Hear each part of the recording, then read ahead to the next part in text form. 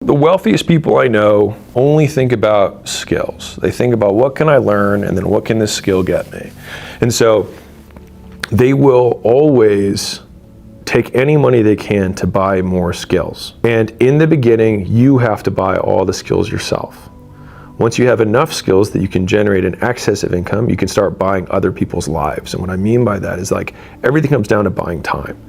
And so at some point, you're 10 years into your career and you have a handful of skills, but you can buy someone else's 10 years of skills by just paying them to do something too. So you don't have to learn all those things. And so you do need to get good at stuff, and then eventually you generalize to being good at people. And that's pretty much always the path for everyone. A lot of people who want to make money don't understand how money is made. And so it's made by getting it from someone else, and they have to give it to you voluntarily or it's theft. And so assuming you don't want to steal, then you have to give something to someone else first. And then by doing that, they give you money in exchange, which is why I love capitalism. It's a voluntary exchange between two parties. And both parties say thank you at the end because both parties think they're better off from the trade. And so the idea is what you want to be able to do is find something valuable to trade. And so you can either trade stuff, you can find a place where you can get stuff and then bring it to other people where it's convenient for them so they pay you more than you did when you had to go find it at some back alley, because you know, suburban mom doesn't want to go into back alley to get X, Y, and Z, but you'll give it to her. Man, it sounds like I'm explaining drugs, but well, there's a reason they make money. But anyways, point is that you can sell stuff at a margin, and a part of that margin is going to be the convenience that you deliver them. And either you're selling stuff that someone else manufactures, or you create your own stuff. Now, if you're starting out, you're probably going to sell someone else's stuff. And I do think, and I mean, I'm saying this right now, I do love the concept that the first thing you sell is not the last thing you're going to sell. And so learning to sell in and of itself, the best way to learn to sell is sell something. And that's why referral programs, ambassador programs, affiliate programs for different types of businesses, almost every business I've ever owned has an affiliate program. It's great to enroll in those. I'm not even going to say any of the names of the companies that we have, because I want you, like, it's not about that. I want you to, if you can just, because then you only have to figure out one skill. Like if I just sell someone, if I just promote, I get paid. Cool, then I can just do it over and over again. Now over time, you're like, man, I want to make more of the nut. Cool, then you eat up more of the responsibility. So you can either sell stuff or you can sell skills. You can sell outcomes. And so that's where you develop a certain expertise. So like in the beginning for me, and like the first time the first money I ever made from a stranger was that I had a lady at the gym. It's a real story. I was in really good shape. I like to think so. And she said, will you meet me and do a nutrition consultation for me? And she didn't even say that. She said, will you help me with my food? I think is what she said. And I said, sure. So I went, we met at a pizza place, and I was like, okay, well, what are you currently eating? And she was like, this. And I was like, well, what do you want to do? She's like, I'm trying to lose weight. And I was like, well, this is something I eat for breakfast that's less calories than your thing. It's pretty good. And try this and try this and try this. And it took like an hour. And then I had like a notepad, and I gave her the notes or whatever. And she took out her purse and she wrote $200 on a check, and she handed it to me. She was like, thanks so much. And I was like, I was just like looking at the check, looking at her, looking at the check, looking at her. And I was like, okay, don't act surprised. And I was like, thanks. And then she left. And I was like, holy shit. I was like, I just got paid for, but like realistically, at this point I was competing. So I'm winning, I had a state record at that point. Like I was in shape, you know what I mean?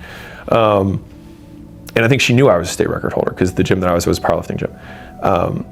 But I had done some stuff. I had gotten some level of authority on some tiny thing, and people were like, oh, can you help me with that too? And to be really honest with you, my entire life, and I'm saying like there's many paths, but like my life has been learn something, get good at it, have evidence that you are good at the thing, and then people ask you for help on that thing.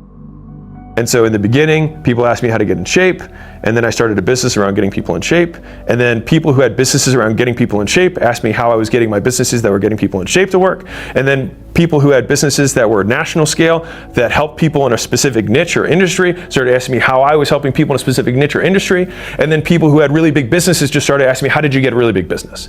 And so like my entire life has been simply doing as hard as I good, to get good at something, and then do it enough times, and to be really very clear with you, every time I did it, it was not to move on to the next step. It was to just get good at the thing. And then by getting good at the thing, people asked me about it. And so it wasn't like I lost 10 pounds and then tried to start selling, weight loss advice. I had multiple state records, and I looked good. You know what I mean? I was in very good shape. And then people started asking me about it. And then I didn't have one gym and start telling people, hey, here's how you run a gym. I had 6 gyms by the time I was 26. And then people were like, okay, you're 26 and you have 6 gyms and you did it all off cash flow. You're doing something right.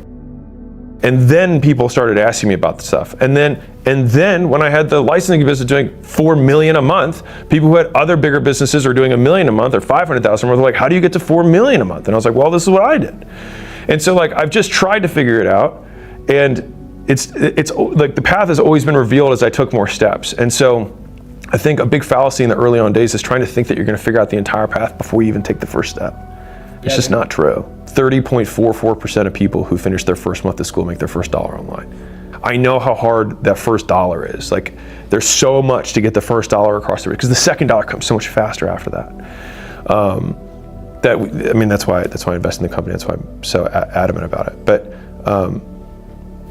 anyways, the point is that yes, I think having the first dollar get across is very important, but if you can reframe it from that experience points perspective, that there's probably 3 levels before that. You have to, level 1 is that you have to understand that it's my fault. Level 2 is that you have to use what you have, not what you wish you had, to get to where you want to go. And where you want to go isn't 100 steps forward, it's just the next step. And so I don't think that anger drives me as much as it used to, but it was everything that I had when I started. And so if I had listened to the positivity mantra when I started, I never would have gotten going, because nothing made me feel happy. And so they were like, follow your passion. And I was like, my passion is to not be poor and to not be here in Baltimore. That's my passion, is not be here. And so that's what drove me. And so I think that it just needs to be restated that is that the goal? Sure. But is that necessary to start? No, it's not. And so I can tell you that even when I was angry and getting through that, making more money did make my life better. I had more ability to deal with inconveniences, hassles, health issues from family members that I had to foot the bill for, all these things. Money can provide value. And so I'll say this thing that a mentor told me. He said, money does not buy happiness, but it can help you avoid pain. And so I think there's nothing wrong with making money. Obviously, I like doing it.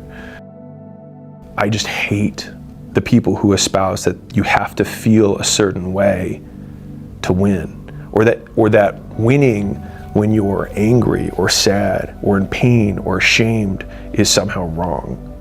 And so I just you have to meet success where you're at. And if the first step you have to take out of anger, and the next step you have to take out of sadness, and the next one you have to take out of shame, and use that to propel yourself forward, all that matters is you take the step. The big saying that I have that's plastered on the wall that actually applies to sales and marketing is volume negates luck.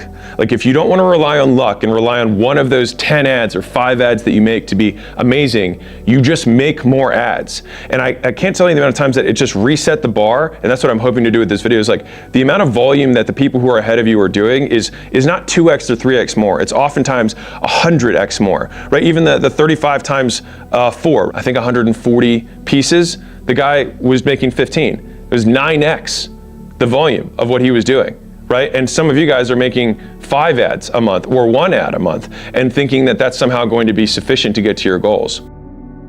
Nowadays, and I'll explain later in this my whole ad creation process, but just the big headline is that in the very beginning, you just need to do a lot more than you think you do.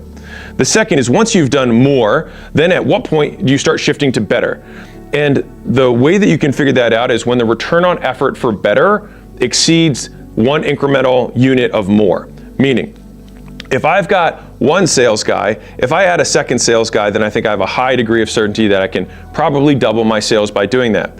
But when you have 10 sales guys, adding one more sales guy is the same level of effort as adding going from 1 to 2, going from 10 to 11, but it's only a 10% increase. And so if I can increase the overall throughput of my entire team by 20% or 25% by tweaking some sharp rate stuff or doing a headline split test or changing CTAs on my ads, then those are things that would make me more money per unit of effort. And so in the beginning, you usually just need to blow as much volume through there as possible. That's the create flow, monetize flow, then add friction.